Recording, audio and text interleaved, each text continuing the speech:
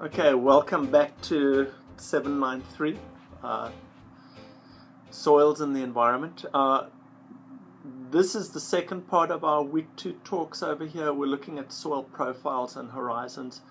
This will be a much shorter talk. We're just going to look at soil horizons, soil horizon names, and then also some of the sub-horizon names that you can get and how we talk about them. Podologists like to use these things, so it's always a good idea to use this nomenclature as well.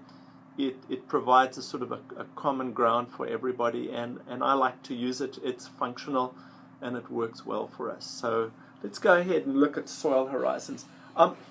First of all, we remember from our soil formation processes that you had this orderly layering. Oh, by the way, do you like my new shirt? I put this shirt on instead of my green shirt. You see that green shirt there? Yeah, okay. So anyway, I thought I'd look respectable for you guys this time. Soil forms in these layers, in these orderly layers, as Hans Jenny was talking about, okay? And you basically have things called master horizons. So you will always find soil horizons in this order. And the first of your master horizons is going to be your O for organic. Then you will, and it's mainly organic material. That's usually things like litter, leaf litter, or maybe dead grass litter, and then and that litter is going to be in various decomposed states. So your O horizon is always going to be organic. Your A horizon will be a mainly mineral horizon, but it is the one where the most organic matter accumulates. That's where we measure the amount of organic matter. Remember, we were talking about organic matters of about 3%. That's where you're going to measure it, okay? The E horizon is also a mineral layer, and when you think about E horizon equals eluviation, and that is actually where some of the minerals have been leached out and they have been lost. The E horizon typically is lighter than the A horizon. The A horizon typically is going to be characterized by a darker color, a darker brown color. Dark brown suggests that there's organic matter in that A horizon. And it might be as small as about 1 inch to 20 foot. 20 foot would be in the prairies. 1 inch might be around here in forested areas or disturbed areas where there's very little A horizon left. The E horizon is just below the A horizon, and sometimes it's there and sometimes it's completely absent, okay? And we've got some slides after here that will look at what that E horizon looks like. But essentially, if you go to the slide here, this is where the materials, or not materials, but most of the minerals have been actually washed out. So there's less color in that E horizon. And basically what happens is the clays and other minerals have washed out into the B horizon. Obviously also a mineral. And that is basically the zone of accumulation. So it's washed out of the E horizon into the B horizon, and your zone of accumulation is where your clay, iron, aluminum, calcium carbonates, salts essentially accumulate. When you go down to your B horizon, you'll often find it's got a much more clay feel to it. You can put it between your thumb and forefingers and begin to rub it, and you can feel it's heavy, it's got that clay layer. The B horizon is also known as the zone of eluviation. Now, why the soil scientists use these strange words, I don't know, but we might as well get used to them. Eluviation is where the clays and minerals begin to deposit. Once you get to the sea horizon, this is what is known as your unconsolidated parent material or parent material. It's not the rock, but it would be, for instance, in the Piedmont, it would not be granite, it would be something called saprolite. So it might look like granite, but the moment you touch it, it begins to crumble. And that would be unconsolidated rock. The water and leaching and some of those processes over time have begun to break that the actual rock down and turned it into parent material, and over time that will start becoming soil as well. And then that's your sea horizon. So that's what we call as parent material, and it's pretty much all mineral. And then finally your R horizon is your bedrock. It might be continuous bedrock. Well, in this case it would be continuous bedrock. You wouldn't have an R horizon, for instance, in the coastal plain because it goes far down. Remember, when we're looking at soils, we're only looking at the top 2 meters. What's that? 2 meters is, say 6 to 7 foot. So that's what, 72 inches or something like that, 72 to 84 inches. That's really what we're looking for. And most of our soil augers have that same length. So those are the main, what we call master horizons. And you'll find those horizons typically in most soils.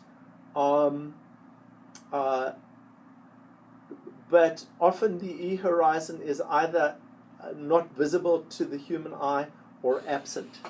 The other thing that I might be able to point out is in very, very eroded soils, you might have something called a truncated soil where the A horizon or even the E horizon are not present. They've actually been washed off, and what you're seeing is the B horizon. So if you see a soil where it's just bare clay, pretty much you can be assured that that's a truncated soil where your topsoil, your A horizon, has actually been completely washed off. So those are your master horizons. Your soil sub-horizon symbols are in small letters. Your master horizon symbols are in larger letters. This is a collection of some of them. You're going to find a lot more of them if you look around, and I'm not going to hold you responsible for those except the ones in Conker and Fransmeyer and on this one. So A, E, and I are specifically referred to the degrees of organic matter decomposition. Frankly, I don't know what they are, or what they designate. So I'm not too worried about that, but they are there. The P is, we often have the something called the AP layer, and it basically sort of, when you go down to about 6 inches, you can see a consolidated area, and that would be the AP layer or the plow layer. We should be able to see that in our field trip if we go to city routes. So it's often, P is for plowing or some other kinds of disturbance. G would be for glaying. Remember, we talked in the last lecture about the glay. So G-L-E-Y. G would be for glaying, and that's going to be a gray color. And usually that means that there's a lot of water around. If it's the other symbol that you'll often come across is T, little t again. Let's have a look. Little t. So a BT horizon would be where there's a lot of accumulation of clay around. The other one might be a W. So a BW would be a very weakly formed B horizon you can't really see that greater distinction between, say, the B horizon and the C horizon. And then X would be a BX, or a BXT would be for a fragipan, where you actually have a very hard pan layer of, say, cemented material in that B horizon, and where water and plant roots really can't go down into that. So the fragipan would be more of a mineral type cementation of that soil. Okay, so let's quickly go look at a couple of horizons, or pictures of O horizons, and here you've got two extremes. The first O horizon that you've got over there is in, say, a forested soil. You can see it might be, 1 or 2 inches thick. That's just leaf litter over here, and that lies just above the A horizon. So this is only organic material, not very much else. Here is a peaty soil, probably typical what you might find in the Carolina Bay, or maybe a peat area where there is little to no organic material, mineral material, but lots of organic material, and it's had a time to accumulate. So you can see, this might be a lot deeper. That's not typical in this part of the world. This is way more typical, okay? A horizons over here, well, these are two soils you might find in the Piedmont over here. Can you see where this red arrow is? Red arrow. This is slightly browner. It's got a slightly brown color, not very much organic matter accumulation. That is your A horizon, and over here we're talking maybe 4 to 10 inches of organic matter accumulation. Here it looks like maybe about 4 inches over here. So that's your A horizon. Remember, it's the mineral layer closest to the surface. It's the mineral layer that's closest to the surface, and that's where you're going to have the highest accumulated amount of organic matter. Usually when we sample a soil, that's the layer that we're going to sample mainly, okay, because we usually sample to a depth about 6 inches. That's where most of your annual plants are going to grow to. All right, the third horizon that we see is this E horizon. Remember, it's not always present in some soils, or it's not always visible. And you'll see over here, there's your A horizon on top. Here is your E horizon. In other words, things have eluviated or been leached out into the lower levels. And because they've been leached out, you have this much lighter color. That lighter color is a lot less prevalent over here, but you can barely make it out over here. Again, the E horizon is always going to be laid below the A horizon. You're never going to have an E horizon above an A horizon, or a C horizon for that matter above an E horizon. This is all about gravity over here. Okay, so that is your E horizon, and those are two examples. You have then a B horizon that has formed over here. In this case, it's a BT horizon, where you have, this is basically the beginning of the B horizon, but here is where you're beginning to see the accumulation of clay. And if you went onto that horizon and you took your thumb and your forefingers and you rubbed it between it, you'd feel, even if it might be a sandy soil, you would feel a lot of clay in that sand as well. It would have a clay texture or clay feel. The soil would be able to form very, very easily in your hand.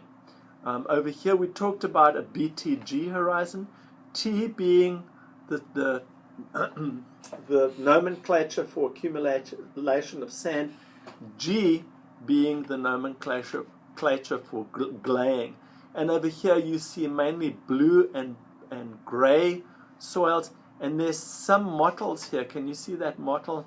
There's some mottling of yellow and maybe even red soils. So the yellow and red indicate that there's some oxidation in there, but for the most part there's no oxidation, you would infer from this horizon that this soil is waterlogged.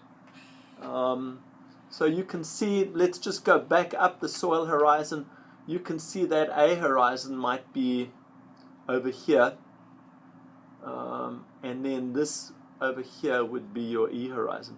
Difficult to really always distinguish. If you go to the previous slide, here you can see a very stark difference between your E horizon and then your B. So a few more horizons over here. This would be your BW horizon, very weakly developed soil, or a very weakly developed horizon, and it's sitting on this unconsolidated bedrock. So it's weathered bedrock, but it hasn't become soil per se. No organic material has really, the roots haven't got down to that. But this is a weak B horizon. This is a BX horizon where you've got this fragipan, and that's all of that cemented material that has gone, it's gone and cemented, and water and plant roots can't accumulate in there. Your C horizons, well, you've got two. One would be just a pure sand, and you would find this in some of your aeolian sands, your wind deposited sands.